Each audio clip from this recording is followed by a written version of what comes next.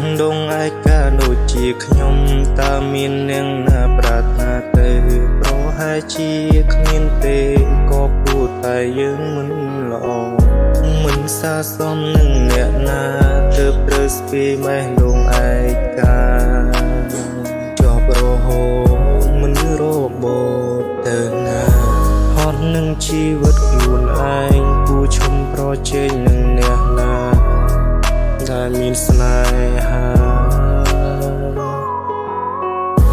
បណ្ដាតខ្លួនទៅតាមវាសនាជួបគូពេលណា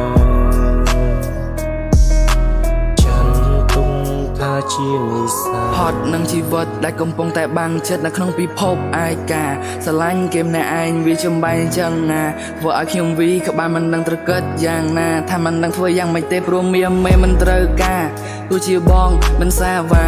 ព្រោះតែបងក្រីក្រមសូវស្អាតខ្វះដុល្លារសាច់ម្ដងមិនដឹងធ្វើយ៉ាងណាមានតែដាក់មកដើមស្មោកលាយនឹងទឹកនេត្រាតឹងទ្រូងណាស់ណាតឹងទ្រូងណាស់ព្រោះតែជីវ៉ាដោយសារស្នេហាបញ្ចេញទង្វើឲ្យបងសោកាហត់នឹងជីវិតខ្លួនឯងគួរឈុំប្រជែងនឹងអ្នកណាដែលមានស្នេហាបណ្ដាតខ្លួនទៅតាមវាសនាជួបគូពេលណាចាន់ទុំថាជានិស្សា